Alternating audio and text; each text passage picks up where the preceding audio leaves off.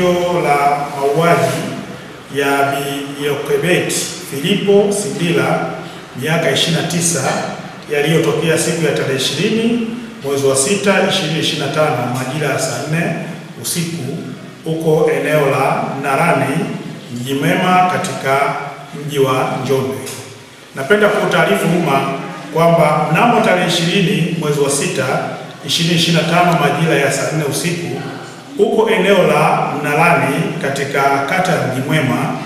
Bi Yokebet Filipo Sindila miaka 29 Mbena, huyu ni kondakta wa mabasi ya Kambandika,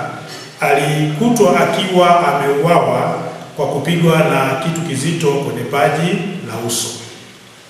Katika tukio hili, jeshi la polisi tunaendelea na uchunguzi wa tukio hili, na kama kuna taarifa zozote kutoka kwa wananchi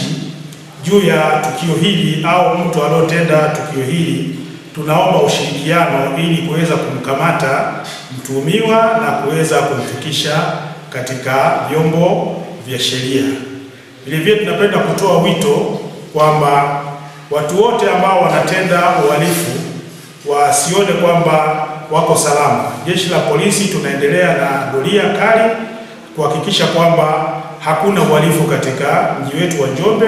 na yeyote atakayebainika kutenda matukio ya kihalifu basi sheria itachukua mkondo wake.